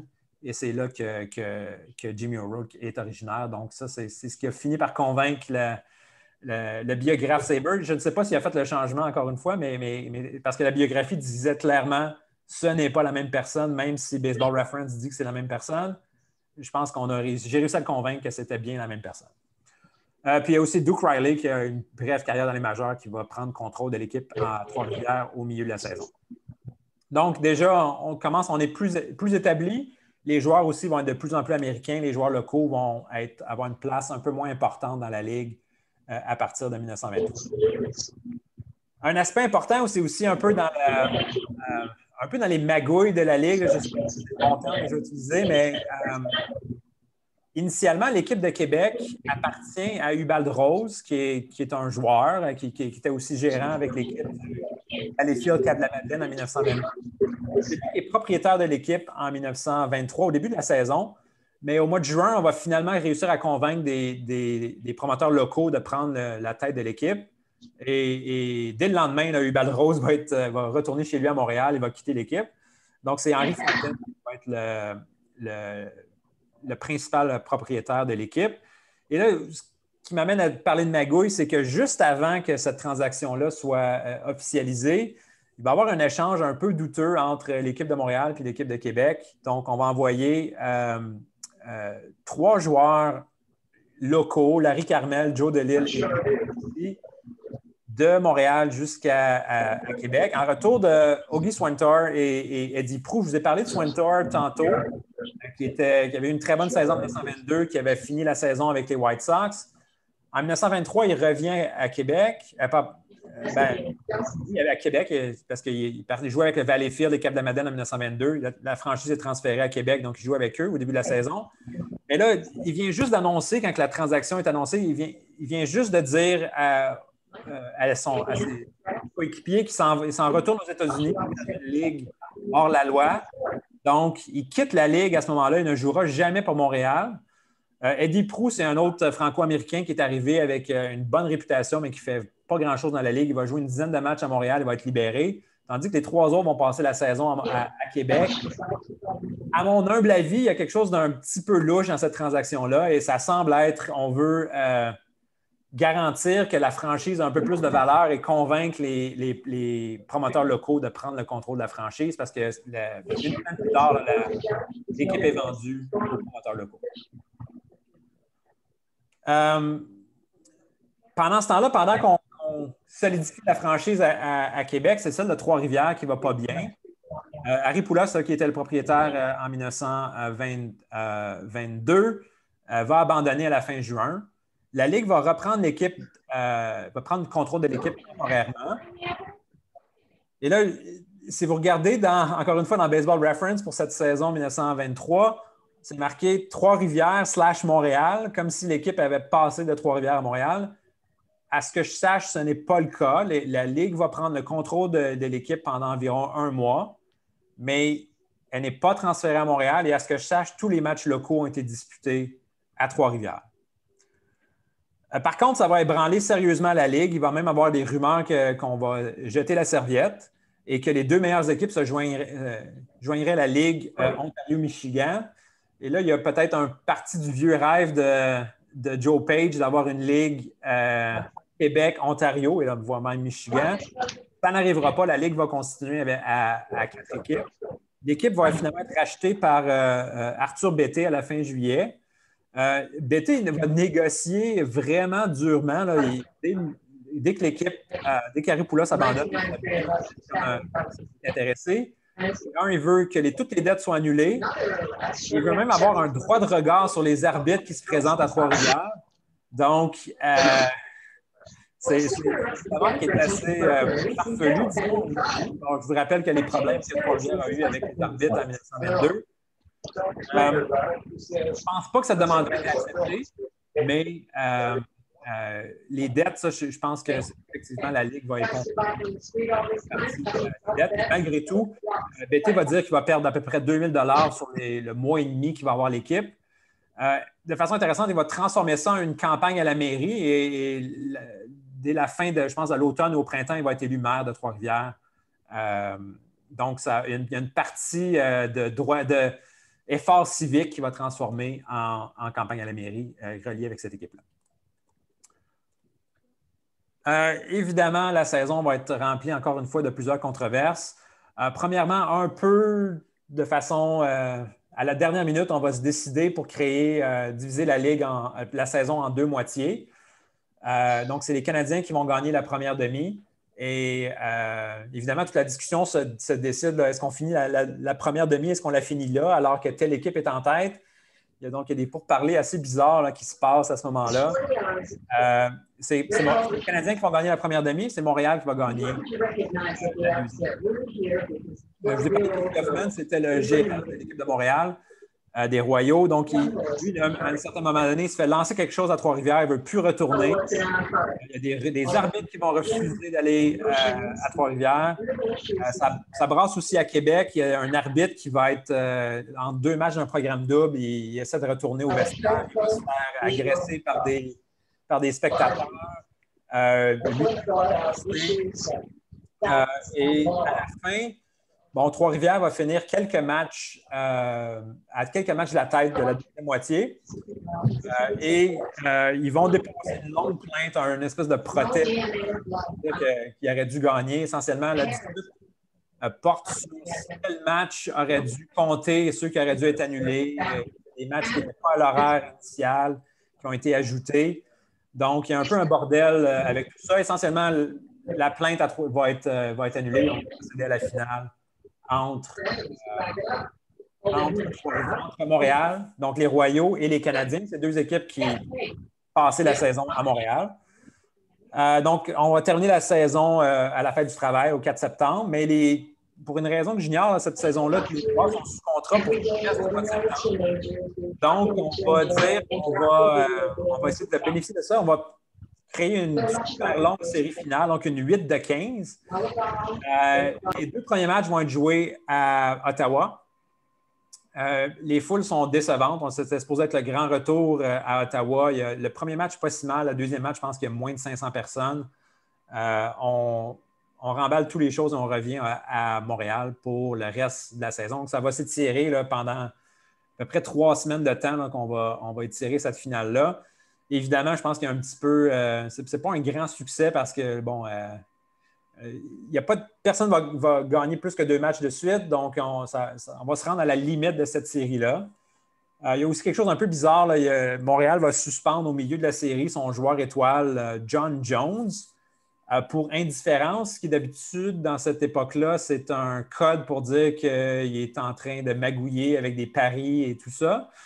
Ce qui est encore plus surprenant, c'est que quelques jours plus tard, il va disputer un match avec les Aces de Philadelphie. Donc, est-ce que, si on veut prendre le bon côté, peut-être que c'est une faveur qu'on lui fait pour qu'il y avait une offre de se joindre aux Aces et on le libère pour qu'il puisse jouer avant la fin de la saison, là, parce que cette série finale-là n'en finissait plus de finir. Et finalement, Montréal va quand même l'emporter. Ils vont gagner la série par 8 matchs contre 7. J'ai vérifié brièvement si c'était une des plus longues séries qu'on avait vues. Évidemment, je pense que au 19e siècle, il y a une série mondiale qui a aussi duré, qui était un 8 de 15. Donc, c'est pas fréquent, mais ça arrivait à l'occasion d'avoir des séries aussi longues que ça à cette époque. Donc, voici quelques photos. Ça, je pense que ça vient de la patrie. Donc, il y a les étoiles du Club Montréal. Donc, vous avez justement Jones qui est le 1, 2, 3, 4, 5e. Donc, celui-ci. Celui à l'extrême droite, c'est peut-être un des plus intéressants aussi. C'est Bill Honeyfield qui va aussi avoir une carrière assez longue dans les majeurs, qui est le joueur premier but vedette de l'équipe de Montréal. Donc, justement, quelques joueurs marqués. On voit que Jones, il se présente comme lanceur, mais c'est surtout comme frappeur qui va avoir du succès. Il va frapper pour 373 avec 7 circuits. Honeyfield, je vous ai parlé 345 avec 6 circuits, donc une bonne saison aussi. Eugène Grenier en a déjà parlé. Admiral Martin, c'est la vedette à Québec, va frapper pour 366. Pas de puissance, mais 10 buts volés. C'est celui aussi qui va être recommandé par Joe Page. Il va signer avec les White Sox de Chicago. Par contre, lui, il n'aura pas la chance de Huggy Swinton la saison précédente. Il va retourner chez lui au début septembre, parce que Québec ne fait pas partie de la longue finale, en attendant le télégramme des White Sox qui n'arrivera jamais. Et il n'aura jamais sa chance dans les ligues majeures, malheureusement. Donc, il y a Al Bull aussi qui va avoir une petite carrière dans les ligues majeures qui joue pour les Canadiens. Il y a les frères de Lille, Frank de Lille qui est mentionné ici avec 24 circuits. Je vais vous parler un peu plus de ces deux frères-là. Donc, ils viennent du Rhode Island. Ils sont à Montréal. J'ai trouvé des traces d'eux dès 1916. Donc, ils viennent presque à tous les étés jouer. Ils vont être recrutés par Sorel initialement. Puis, ils vont se promener beaucoup. Et quand la Ligue devient professionnelle, ils vont jouer un peu partout. Donc, Frank est le frappeur de puissance. Donc, 16 circuits en 1922, 24 en 1923, 12 en 1924. Joe est le rapide, le voleur de but. Donc, il vole 51 buts en 1922. Par contre, lui, ça va être un peu moins productif en 1923 et ne jouera pas dans la Ligue en 1924. Les deux ont eu des brefs essais avec des équipes des Ligues majeures. Ils ne joueront pas dans les Ligues majeures, mais ils vont signer brièvement. Frank de Lille par les White Sox, donc c'est avant tout ça, avant que la Ligue, donc c'est vers 1920-1921 dans les deux cas, je crois. Donc, il traînait à Montréal et avec les White Sox, on peut présumer que c'est Joe Page qui a fait cette recommandation-là. Joe de Lille, lui, ça va être avec les Aces. Donc, les deux, ils n'auront pas vraiment de carrière dans le baseball organisé autre que ces 3 saisons-là. Mais en fait, Frank, je pense qu'à ce moment-là, il est assez âgé. Il doit avoir peut-être la trentaine à cette époque-là. Donc, il n'est pas du tout un prospect, même s'il y a des excellents chiffres dans la Ligue. Je vous parle de la famille parce que je vais aussi parler de leur nièce, Simone Cochon. Elle est à Montréal. Je vous en parle parce que il va y avoir un fait saillant qui va se passer en 1924. C'est qu'entre 2 matchs d'un programme double à Montréal, ils vont faire une démonstration. Elle a 9 ans à cette époque-là. Donc, sur la photo, elle a 10, ça, c'est l'année suivante. Mais à 9 ans, donc, ils vont l'habiller en receveur. Puis, entre les 2 matchs, là, les joueurs d'Ottawa vont commencer à lui lancer des balles. Au début, assez doucement, mais à la fin, selon l'article, à pleine puissance, elle va reprendre les tirs des joueurs d'Ottawa. Puis, le lendemain, elle va revenir. Puis, à la pratique au bâton, on va frapper une balle à l'extérieur du terrain. Donc, assez impressionnant pour une fille de 9 ans. Et ce qui est doublement intéressant, c'est que je pensais honnêtement que je ne trouverais jamais rien sur cette personne-là, mais ça va être une pionnière plutôt au hockey qu'au baseball. Donc, on retrouve son nom plusieurs fois dans les années 30. Elle va jouer, il y a des journaux dans la fin des années 30 là, qui la décrivent comme la meilleure joueuse de hockey au Canada. Mais elle va aussi jouer au baseball et à la balle molle. Donc, un bref lien avec notre ligue en 1924. Évidemment, là, les opportunités sont assez limitées à cette époque-là, mais elle va quand même être une pionnière du sport féminin à Montréal. D'ailleurs, à cette époque-là, il y a quelques équipes de hockey féminin et la plupart sont anglophones. Ça va être une des seules francophones dans ces ligues-là. Je ne suis pas un expert, là, j'ai lu très brièvement là-dessus, mais c'est quand même un fait, je pense, qui est intéressant relié à notre ligue. OK, donc passons à l'entre-saison 1923-24. Patrick, est-ce que ça... Oh, mon temps commence à s'écouler. Vas-y, continue. Un petit peu. Donc, à ce moment-là, on avait des problèmes avec Trois-Rivières. Je ne pense pas qu'il y a beaucoup de gens qui faisaient de l'argent avec cette ligue-là, sauf peut-être le Canadien Pacifique. Mais là, soudainement, le message entre l'entre-saison, c'est qu'on veut une ligue internationale. Donc, une ligue à 4 équipes, c'est plus intéressant, c'est plus ce qu'on veut. Jean Dubuc, là, qui lui va revenir de prendre une part un peu plus active, il va venir comme gérant pour le club d'Ottawa, qui va cette fois-ci retourner à Ottawa. Lui, il veut absolument une équipe américaine. Il a peut-être un aspect un peu égoïste là-dedans parce que lui vient de St. Johnsbury au Vermont, donc, et c'est des équipes au Vermont qu'on va finalement ajouter à la ligue. Donc, à Ottawa, on va retourner. Par contre, on va disputer les matchs les dimanches à Hull, donc comme Philippe mentionnait tantôt. De ce que j'ai trouvé, ce n'est pas relié nécessairement à l'alcool. C'est peut-être que ça aide aussi, mais essentiellement, c'est que les gens de Hull auraient approché l'équipe et on aurait offert 1 000 $ avec une promesse de 600 billets de saison pour les matchs disputés à Hull. Donc, on va pousser pour avoir l'équipe. Il y avait ce qu'ils appellent les Blue Laws à Ottawa, c'est-à-dire qu'ils en restreignaient énormément toutes les activités qu'on pouvait tenir un dimanche, le jour du Seigneur. Et donc, je crois que l'équipe en était victime. Donc, c'est fort possible aussi. Hein. Je pense qu'en 1922, l'équipe va jouer des matchs à Ottawa le dimanche. Par contre, est-ce qu'il était contraint sur la vente d'alcool? Possiblement. Donc là, à Hull, j'imagine qu'on n'avait pas les mêmes contraintes. Plus, on les attire avec de l'argent. Donc, ils vont jouer au Parc du Puy à Hull les dimanches. Donc là, à la mi-mars, on parle d'une ligue à 6 équipes avec Montréal, Québec, Ottawa, Rutland, Bar, Montpellier. Finalement, à la fin mars, on va admettre Rutland et Montpellier dans la ligue. On essaie de convaincre Glen Falls dans l'État de New York pour être la 6e équipe. Début avril, on se rend compte que ça ne fonctionnera pas avec Glen Falls. Trois-Rivières, donc je ne vous ai pas mentionné encore, mais Trois-Rivières, là, le maire, maintenant, le propriétaire est rendu maire, il n'est plus intéressé à ça, personne ne veut reprendre l'équipe. Ils ne se feront pas partie de la ligue non plus. Et donc, on va un peu à contre-cœur, on va prendre Montréal, on va rajouter une 2e équipe à Montréal et ça va être notre 6e équipe pour la ligue. Là, ce qui est intéressant, c'est que cette 2e équipe-là va être propriété de Léo Dandurand, donc qui est aussi propriétaire du Canadien de Montréal de la Ligue nationale de hockey.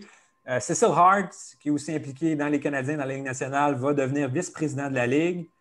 Joe Katarinich, donc tous ces gens-là qui sont impliqués de première heure avec les Canadiens de Montréal, avec la Ligue nationale, vont s'impliquer dans la Ligue avec le Canadien de Montréal. Donc, là, c'est un peu dur à suivre. Le Canadien de Montréal, techniquement Ottawa de 1923, retourne à Ottawa, ils vont redevenir les Sénateurs. Et il y a une équipe à Montréal qui s'appelle les Canadiens, mais qui n'a pas de lien de franchise avec les Canadiens de 1923. Donc, et là, encore une fois, je ne sais pas si on va tricher un peu, mais si vous regardez dans Baseball Reference, officiellement, cette 2e équipe, ce sont les Canadiens d'Outremont. Ils vont jouer les matchs au même endroit que les Royaux. Donc, ils vont jouer au Parc Edwards, ils vont jouer au Shamrock. Il n'y a pas de stade particulier à Outremont. Jamais Outremont n'est mentionné dans les journaux de 1924. Par contre, je vous ai mentionné, j'ai parlé le site, par exemple, des contrats de joueurs. Sur les contrats de joueurs, c'est écrit Outremont. Donc, évidemment, là, je pense que Outremont et Montréal, on n'a pas le 25 000 de distance, évidemment, mais est-ce qu'on essayait de tricher un peu sur les règles? Est-ce que Joe Page a encore étiré un peu les règles à sa faveur? Je ne sais pas, mais c'est ce qui va se passer. Officiellement, l'équipe est à Outremont. Ils vont jouer au même endroit que les Royaux. On va aussi s'organiser mieux à Québec. Donc, une bonne chose qu'on va faire, c'est qu'on va nommer Antonin Galipeau, qui est à ce moment-là ministre des Travaux publics, comme président de l'équipe. Et donc, qui dit ministre des Travaux publics, dit faciliter à se construire un nouveau stade. Donc, on va construire le Parc Fontaine. Je crois que le nom vient justement du fait que c'est Henri Fontaine qui est propriétaire. Donc, on va faire une grosse collecte aussi auprès de la communauté. On va ramasser 20 000 de capital qu'on vend en action de 100 $. Donc, à l'époque, ce n'est pas donné. Il y avait une photo ici du stade qu'on va construire. Donc, malheureusement, Daniel n'est pas avec nous. Je pense qu'il aurait pu nous en parler plus, mais c'était au coin de la 3e avenue et de la 2e rue. En 1923, on a joué sur le terrain de l'exposition, donc où était le Colisée. Un stade qui semble absolument épouvantable dans les descriptions que j'ai vues. Je pense qu'on parlait d'une distance de 600 pieds au champ centre. Donc, c'était fait là, essentiellement sur la piste de course de chevaux. Donc, c'était très temporaire et pas très adapté au baseball la première saison. Là, on va avoir un stade dédié au baseball. D'ailleurs, en 1923, il y a beaucoup de discussions là, dans les journaux de Québec sur parce que les promoteurs de l'équipe se battent avec les promoteurs de courses de chevaux parce qu'ils ne sont pas capables d'avoir l'emplacement en même temps. Donc, là, on règle le problème. On a un stade à Québec. Donc, aussi, encore une fois, il va y avoir des gérants d'expérience de plus en plus, encore plus cette année-là. Donc, Jean Dubuc prend le contrôle de l'équipe d'Ottawa Hull. Patty O'Rourke, qui n'a pas de lien avec les autres O'Rourke que je vous ai parlé tantôt. Mickey Corcoran va prendre le contrôle à Québec. Bill McCurry à Rutland. Donc, c'est tous des gens qui ont eu des carrières dans les ligues majeures. Jean Dubuc, de loin, celui qui a la plus longue carrière. Mais donc, tranquillement, on va chercher des gars un peu plus d'expérience pour prendre le contrôle des différentes équipes. Je vais vous parler des Canadiens parce que c'est quand même quelque chose d'intéressant. C'est essentiellement l'organisation de l'équipe de hockey qui prend contrôle de cette équipe de baseball-là. Donc, vous avez une photo et on ne voit peut-être pas super bien, peut-être un peu mieux sur les joueurs ici. Ça me semble être exactement les mêmes bas que l'équipe de hockey.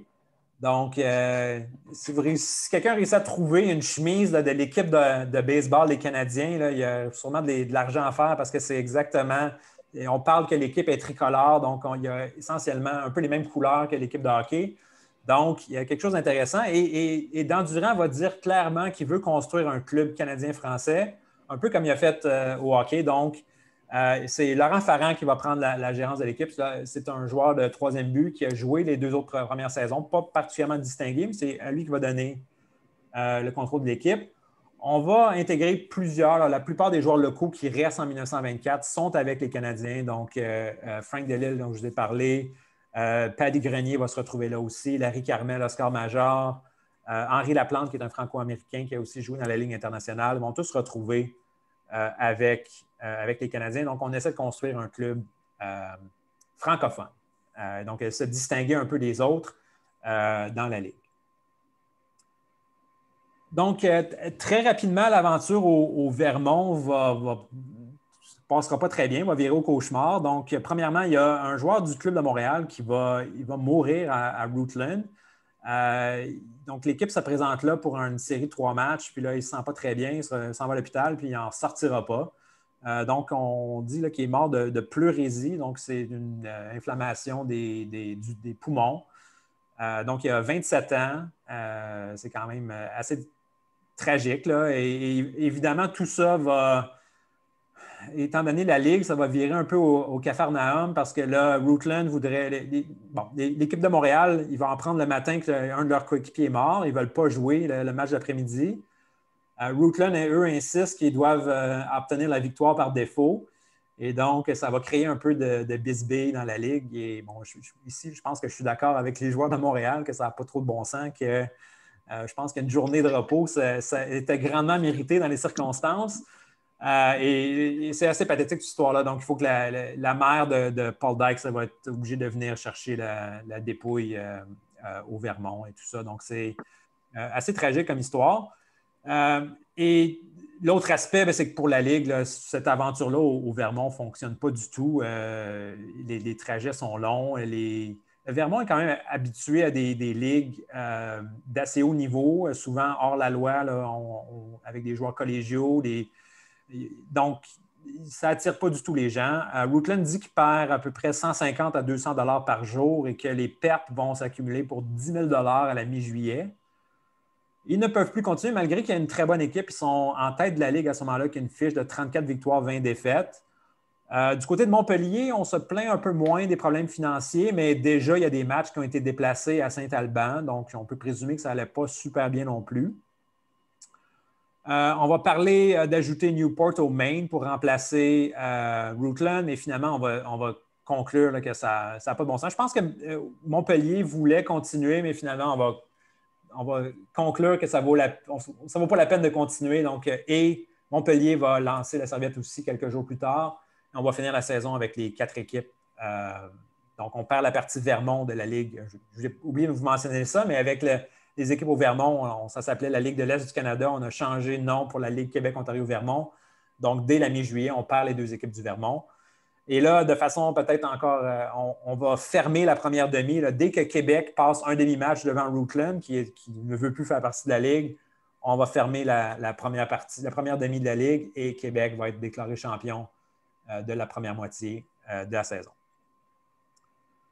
Ensuite, la fin de saison va être assez difficile. Donc, encore une fois, je ne sais pas comment c'était fréquent, mais d'après ce que j'ai vu, relativement fréquent, il va y avoir des engueulades, des obscénités dans un match à Ottawa. Le Ottawa Citizens va complètement s'insurger de cet événement-là et va complètement cesser de couvrir la Ligue. Donc, il n'y a plus aucune nouvelle qui va être apportée dans le Ottawa Citizens pour le reste de la saison. Déjà, le lien avec Ottawa était très, très faible. Là, c'est la goutte qui fait déborder le vase. Puis, Merci. le parc Lansdowne, encore une fois, on va leur couper l'accès au parc Lansdowne parce qu'on veut faire, je pense, une exposition agricole ou quelque chose comme ça. Donc, on leur dit qu'essentiellement en septembre, ils ne peuvent plus jouer. Et donc, là, on va se réunir avec la Ligue et on va décider que, fin septembre, début septembre, c'est assez. Donc, on va boucler le tout pour la fête du travail. Québec va remporter la deuxième moitié aussi, donc on n'a pas besoin de série éliminatoire. Ça se termine un peu en queue de poisson, là, donc on arrête ça comme ça et Québec est déclaré champion. Il va y avoir un peu de matchs hors concours qui vont être disputés, mais pas grand-chose. Donc là, vous avez une photo de l'équipe championne, l'équipe de Québec, dans leur parc Fontaine. On voit que j'imagine que c'est leur avant-champ. Là. On voit que ce n'est pas de la grande qualité, mais peut-être au début de la saison, là, où justement c'était un nouveau stade là, qui venait d'être construit, un peu comme on a vu sur la vidéo des Royaux, où on n'a pas nécessairement la grande qualité qu'on est habitué pour les terrains, surtout pour l'avant-champ. Donc, quelques autres joueurs marquants pour 1924. Donc, on voyait qu'il y a de moins en moins de joueurs francophones, à part avec les Canadiens. Donc, Eugène Grenier, encore une fois, qui va très bien. Québec, c'est monté tout un club. Là. Buck Fraser, il n'a pas joué dans les ligues majeures, mais il a une assez longue carrière dans les ligues mineures. Il avait commencé la saison avec Rootland. Il va la finir avec Québec. Il va vraiment dominer la Ligue. Il va frapper pour 417 avec 15 circuits. Je pense que sa moyenne de puissance est dans les 800, là, donc vraiment complètement dominer la Ligue. Monk Sherlock, qui lui va jouer, je pense, 2 saisons dans les majeurs, va frapper 354 avec 7 circuits. Amiral Martin, dont je vous ai parlé. Frank Wojak, c'est une histoire intéressante. Encore une fois, va être vendu aux White Sox, donc la connexion de Joe Page, encore une fois. Ne jouera pas dans les majeurs, mais donc, si vous vous rappelez que les White Sox et les Giants vont venir au Québec à la fin, donc en la fin septembre, en octobre 1924, en chemin vers l'Europe pour une tournée là-bas. Donc, Frank Wojak ne disputera jamais de match dans les ligues majeures, mais il va faire le voyage en Europe avec les White Sox. Il va d'ailleurs prendre part à quelques matchs. Un des matchs à Québec, il va être là. Donc, il y a un espèce de retour au Bercail. Et donc, il a eu la chance de côtoyer, je pense qu'il y a 7 ou 8 membres du Temple de la Renommée qui ont fait partie de ce voyage-là. Et il y a aussi Frank Wojak qui a joué, on le fait d'armes et sa bonne saison avec les Bulldogs de Québec de 1924. Donc, 2 autres noms que je vais vous mentionner là-dedans. Donc, bon, il y a Sid Graves, son frère aussi, les deux étaient sur Montréal et ont joué brièvement dans les Ligues majeures. Il y a Joe Evers à Montpellier, c'est le frère de Johnny Evers. Et Buster Arnett à Montréal, c'est le frère de Gabby Arnett. Donc, on n'a pas de membres de Temple de la Renommée, mais on a des membres de la famille élargie des membres du Temple de la Renommée qui ont participé à la Ligue. Donc, Buster Arnett, c'est un lanceur, son frère receveur. Donc, j'imagine qu'ils se sont... ça vient de là, je pense que Buster était plus vieux, donc il a sûrement entraîné son petit frère à être son receveur. Et finalement, c'est le petit frère qui a eu la belle carrière. Le dernier portrait que je vais vous parler, c'est Admiral Martin. Je vous en ai parlé brièvement tantôt. Donc, c'est un Franco-Américain de Champlain dans l'État de New York. Donc, grosse saison en 1923, bonne saison aussi en 1924. Va être vendu aux White Sox, mais ne jouera jamais avec eux. Il va avoir une longue carrière dans les mineurs et c'est ce qui est intéressant dans son cas, c'est qu'il va revenir au Québec et à Québec plus précisément comme gérant des Athlétiques de Québec alors dans la Ligue Can-Am en 1941. Donc, il va boucler la boucle et il va revenir à la toute fin de sa carrière à Québec. Et on se rappelle de lui, on va mentionner évidemment dans les journaux ses années de gloire comme joueur avec les Bulldogs en 1923 et 1924. Ensuite, la Ligue va mourir lentement, donc peut-être dans une justice poétique. Charlie Culver, qui avait été chassé de la Ligue après la première semaine, va revenir avec Saint-Jérôme. Il va battre les Royaux dans un match hors concours à la toute fin de la saison 1924. Ensuite, là, on va parler d'une ligue avec Hamilton, London, Guelph, Ottawa, Québec et Montréal pour 1925. On est rendu pas mal loin. Rien de ça qui va se passer. En même temps, plus tard, on parle d'un circuit uniquement québécois. Donc, Québec, Trois-Rivières, Montréal, Sherbrooke, Joliette, Grand-Mère. Demandez-moi pas d'où vient Grand-Mère dans ces équipes-là, mais dans cette liste-là, mais c'était apparemment considéré à l'époque. L'expérience de Léo Dandurand dans la Ligue va prendre fin ensuite. Là, lui, il dit avoir perdu 8 000 $ durant sa saison 1924. Il y en a assez, il ne veut pas revenir pour 1925. Même chose à Ottawa, évidemment, ça ne se passe pas bien avec. Ça ne s'est jamais bien passé à Ottawa, donc on ne veut pas revenir. Là, mais la Ligue existe toujours théoriquement quand la saison 1925 approche. Mais là, on arrive à la mi-avril, puis là, bon, les Canadiens ne veulent pas revenir, Ottawa ne veut pas revenir, il reste les Royaux et il reste Québec. On n'arrive pas à trouver personne d'autre. Les joueurs là, qui sont encore sous contrat, sous réserve, doivent être libérés à un certain moment donné. Donc, à la mi-avril, on va mettre la clé sous la porte et on va fermer les activités. On va cesser les activités de la Ligue à ce moment-là. Donc, ça va être la fin de la Ligue, de l'expérience de cette Ligue l'Est du Canada et Québec, Ontario, Vermont. Brièvement, quel héritage a laissé cette Ligue-là? Bien, premièrement, c'est un lien entre les 2 éditions des Royaux. Donc, les Royaux vont revenir pour 1928. Clairement aussi, ça montre qu'on a besoin d'un nouveau stade. Durant toute l'existence de la Ligue, il y a un peu l'ombre des Royaux qui plane sur la Ligue parce qu'on parle que les Royaux vont peut-être revenir. Joe Page va être aussi impliqué dans le retour des Royaux de la Ligue internationale. Donc, ça va un peu teinter tout ça. Et d'ailleurs, je soupçonne grandement qu'il y a des motivations peut-être aussi derrière ça. C'est que quand il va y avoir on va discuter de tout ça, on parle que la Ligue internationale devra racheter les droits du marché de Montréal à la Ligue et aux promoteurs locaux. C'est Fred Gadebois qui est propriétaire des Royaux de Montréal. Joe Page est sûrement impliqué là-dedans. Donc, on parle qu'il y aura un montant à verser à ces personnes-là si jamais les Royaux reviennent. Donc, est-ce que ça l'a motivé un peu tout ça? Même chose peut-être pour le marché d'Ottawa, dont on semble tenir, même si Ottawa ne veut rien savoir de la Ligue. Donc, est-ce qu'on avait certaines motivations à ce niveau-là? Peut-être. Je crois aussi que tout ça, ça nous a... clairement que dans les discussions aussi, on va se rendre compte rapidement que la situation de la Ligue pour Montréal, donc on joue dans un parc Atwater qui est dans un état pitoyable. Là, j'ai des photos où on voit qu'il reste essentiellement que la charpente du stade, c'est pas du tout en bon état. On joue les matchs le dimanche au Shamrock. C'est pas du tout...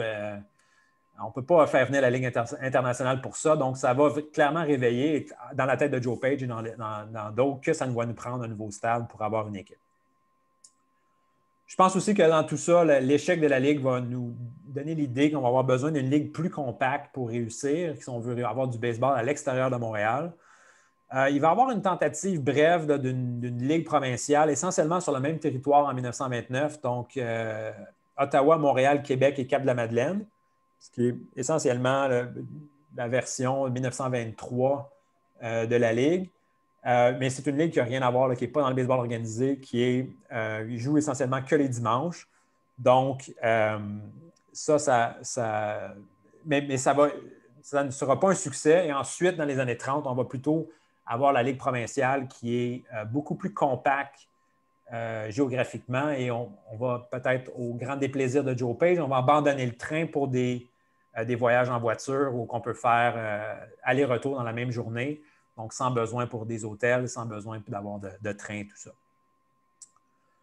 Peut-être aussi une des leçons qui a été établie à ce moment-là, c'est que l'idée d'une ligue avec l'Ontario, c'était peut-être pas si prometteur que ce que Joe Page pensait initialement.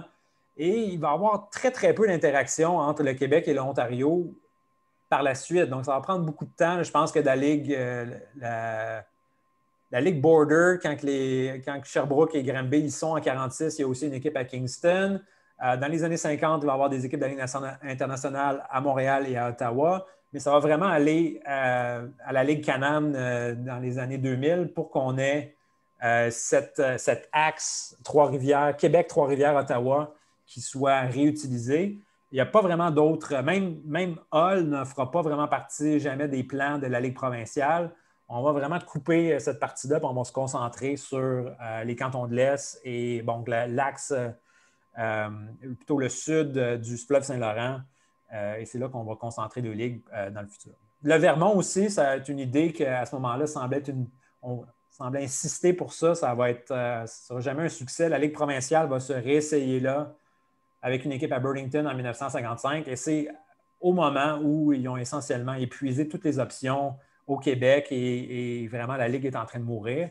Donc, je pense à cette époque-là, Granby avait abandonné, Saint-Hyacinthe avait abandonné, Drummondville avait abandonné. Donc, on a essayé de retourner au Vermont à cette époque-là et ça ne fonctionnera pas plus que ça avait fonctionné en 1924. Il y a aussi quelques joueurs là, qui vont faire le lien avec d'autres époques. Là, Oscar Major, là, qui a quand même acquis une bonne notoriété avec cette ligue-là, va devenir chroniqueur. Il va être notamment dans le samedi jusqu'à dans les années 40 et 50. Il va souvent rappeler l'époque aussi de cette époque-là dans ses chroniques. Donc, il va faire un peu le lien avec ça. Billy Haynes, j'ai parlé qui était gérant à Trois-Rivières, puis aussi à Québec, va revenir comme le premier gérant de Québec quand ils vont revenir dans la Ligue provinciale en 1938. Donc, un autre qui va faire un peu le lien entre les époques. Je vous parle de Bill Sisler. Je crois qu'il a le titre peut-être non officiel de joueur qui s'est le plus promené dans le baseball professionnel. Il va jouer brièvement avec les Canadiens, je crois, en 1924. Il va revenir au Québec au moins à 2 reprises. Il va jouer avec Drummondville dans la Ligue provinciale à la fin des années 30 et il va jouer avec, je ne me rappelle plus si c'est Québec ou Trois-Rivières dans la Ligue Can-Am au début des années 40. Donc, dans sa très, très, très longue liste d'endroits où il a joué, il y a 3 endroits au Québec, donc à la fois en 1924 et plus tard jusqu'en 1941.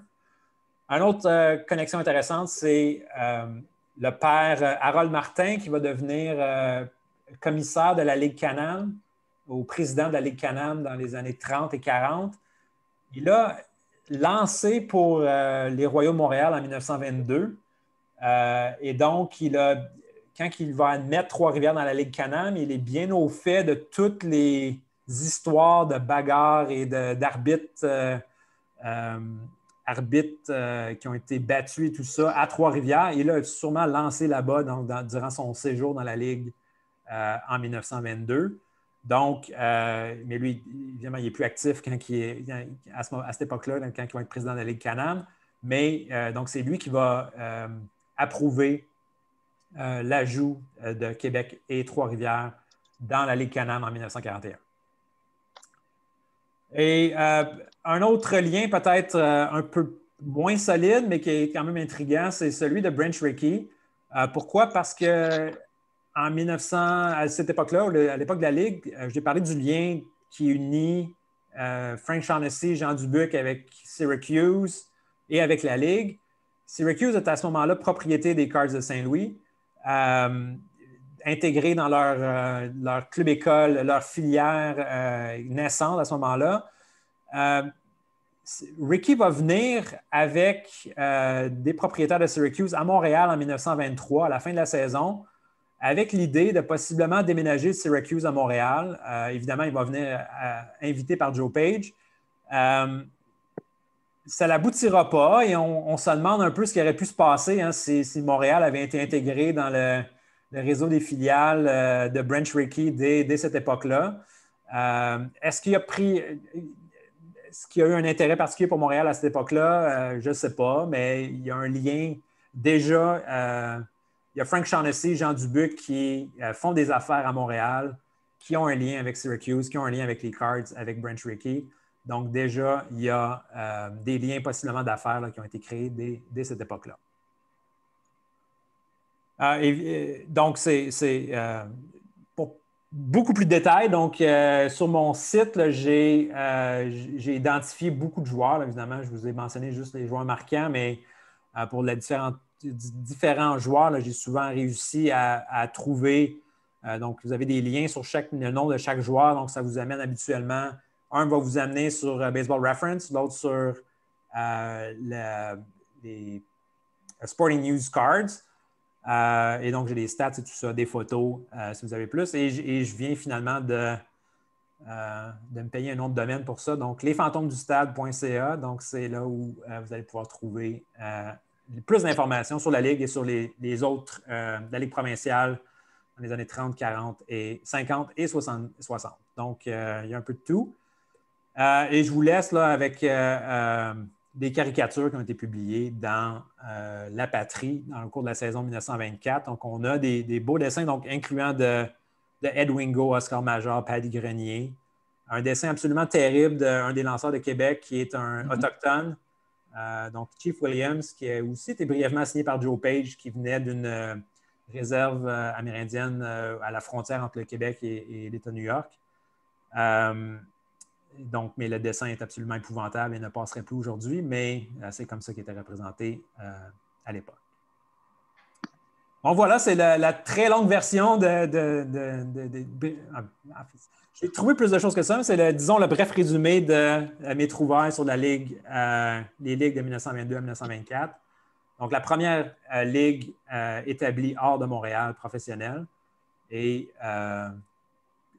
intéressante à plusieurs aspects. Je pense que Charlie Culver, c'était la grosse histoire, mais le reste, je pense qu'au moins les membres du chapitre pourraient avoir un intérêt sur les différentes choses qui sont passées à cette époque-là. Donc voilà, je vais prendre vos questions si vous en avez. Bravo, Christian, c'est Jacques Doucet. Écoute, je ne sais pas si les autres ont eu les mêmes problèmes que moi, mais j'ai failli lâcher après une demi-heure. Ouais. Parce que l'audio était atroce. Oui, c'est ça. J'ai coupé le son. C'était incroyable. On aurait dit qu'il y avait quelqu'un qui essayait de parler en buvant un verre d'eau. Ouais, puis moi, après une demi-heure, j'en pouvais plus. D'un coup, whoop, je me suis rendu compte que c'était le micro de Philippe qui faisait ça, fait que je l'ai bloqué. Ah bon? Mais écoute, moi, je dois vous quitter. Mais écoute, ça a été très, très, très intéressant. Écoute, ça a été une époque incroyable pour le baseball au Québec. Et puis, félicitations parce que, écoute, tu as travaillé en mots là-dessus, puis c'est pas mal complet. Félicitations, Christian. Mais je dois vous laisser. Ça fait plaisir. À la prochaine. Okay? À la prochaine. Bye-bye. Salut, Jacques. Donc, d'autres questions? Je remets le son, là.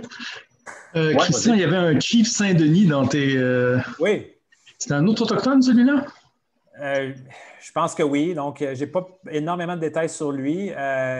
Son vrai nom, c'est Georges. Il a joué. C'est un franco-américain, possiblement d'origine amérindienne, j'imagine. Donc, le nom est habituellement donné. Généralement, Chief, c'est soit il est autochtone, soit il a l'air d'un autochtone. C'est ça. Donc, je ne sais pas exactement, mais c'est pas un Québécois. Ce que je sais sur lui, mais j'en sais pas vraiment plus, malheureusement. Il n'y a pas de dessin aussi terrible que ça que pour Chief Williams, ça, c'est sûr. C'est ça. C'est assez affreux, disons, comme dessin. Là. Juste pour compléter, Christian, oui. En terminant, si tu veux, à moins que Philippe ait d'autres questions, là.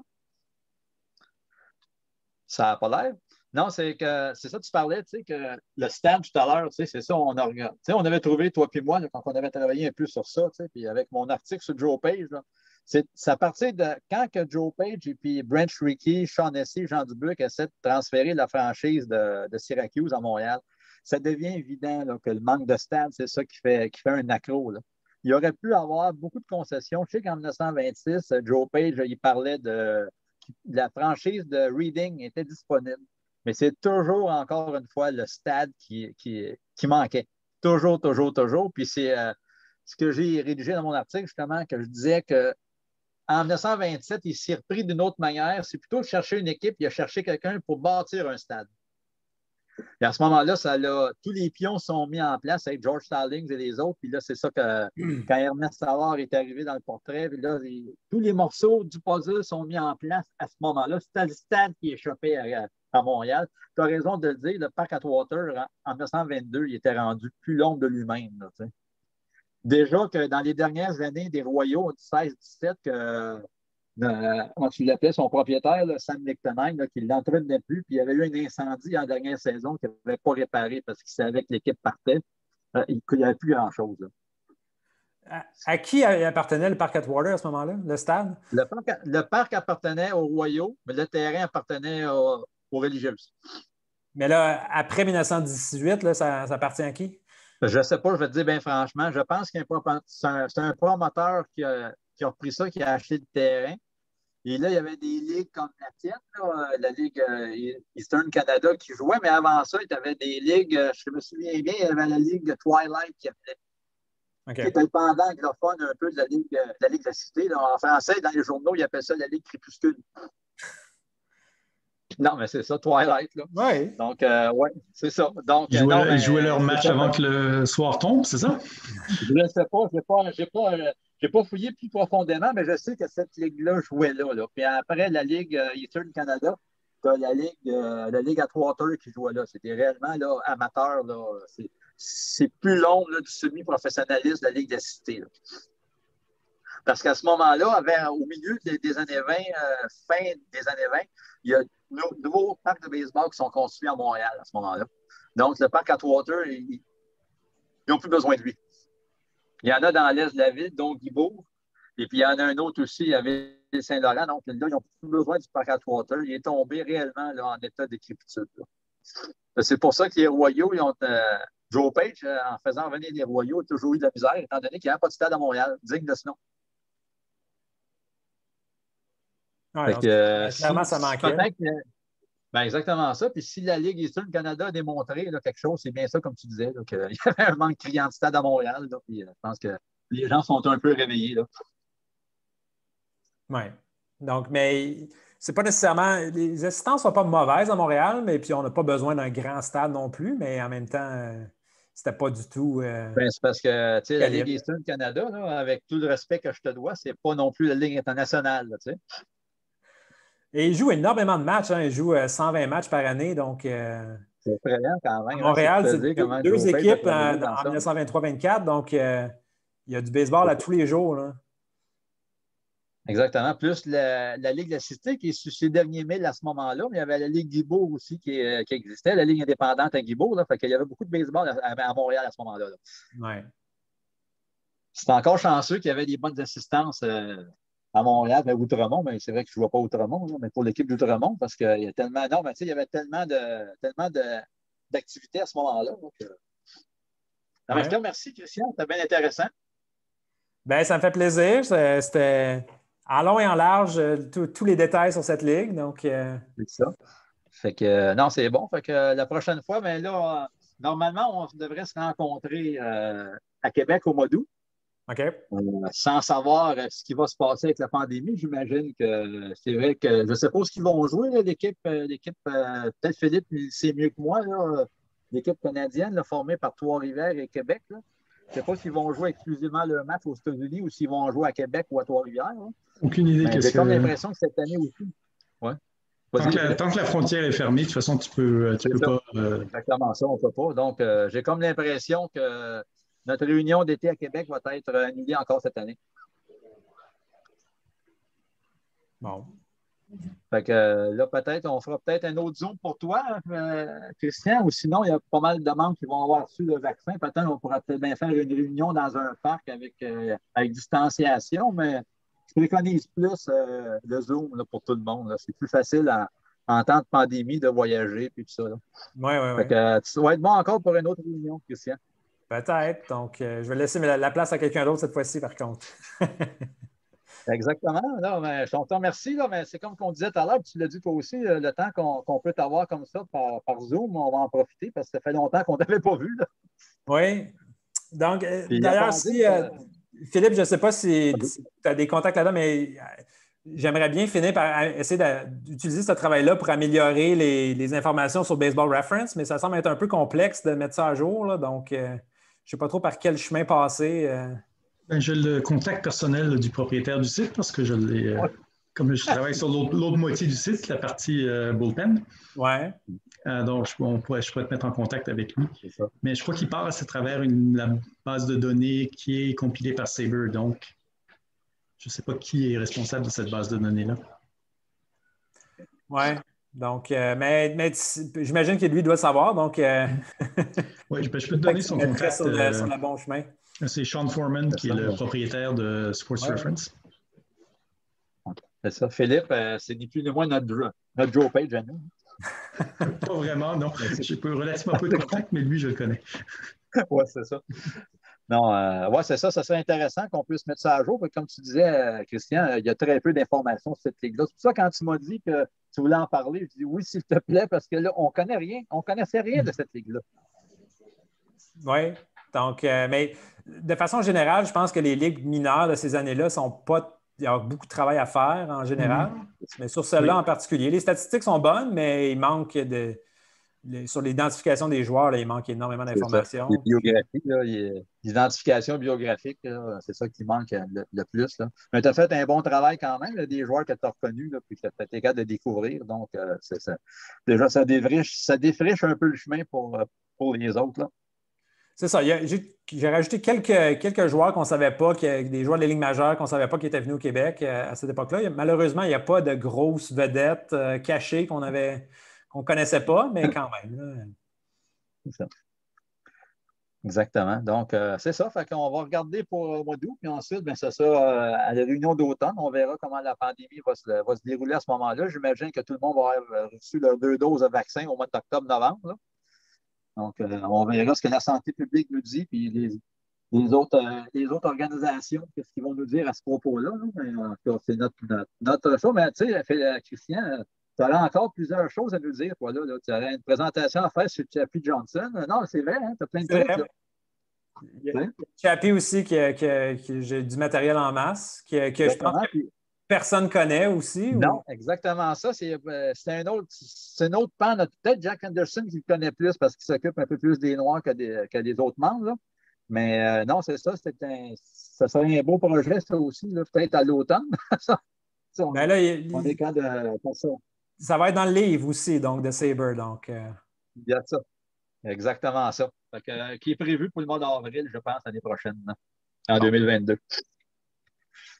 Peut-être à ce moment-là. Peut-être à ce moment-là qu'on en parlera. Donc, voici, messieurs, ça se termine pour aujourd'hui, à moins qu'il y ait d'autres choses. Non, c'est beau. Christian, tu as écrit un article, toi, pour le livre sur le baseball au Canada? Oui, j'en ai 2. Un sur Chappie Johnson, puis un sur la Ligue provinciale, de façon générale. Et puis, Patrick, toi, tu as celui sur Joe. sur Joe Page et puis Marcel Dugas, il y en a un sur Jackie Robinson et il y en a 2 autres sur la première partie des Royaux et la dernière partie des Royaux. Je ne pense pas que Marcel a commencé la rédaction déjà, mais je peux te dire, pour être en contact avec Christian, que nous, c'est fini, approuvé, scellé. On n'a plus de choses à faire dans ce dossier-là, nous. Là. D'ailleurs, je voulais ajouter quelque chose il y a 2 semaines, puis ils m'ont dit non, c'est fini, c'est rendu. C'est fini? OK. Oui, c'est ça. Moi aussi, j'aurais pu ajouter ce qu'on a trouvé la semaine passée là, pour Joe Page et puis la tournée là, dans les prairies là, du baseball majeur. Là. Mais j'imagine, non, je n'ai pas demandé. Ça sera dans le livre exact comme toi. Là, tu sais. Je voulais rajouter une phrase, il m'a dit non, non, c'est fini. Ah non, c'est fini? OK. OK. Donc, c'est réellement fini dans notre cas à ce moment-là. Donc, voilà, mes amis. Fait que, merci beaucoup de votre participation encore une fois. Merci, Christian, de ta présentation. C'est très apprécié. Ça me fait plaisir. On se reparle la prochaine fois. Parfait. Salut. Bye bye.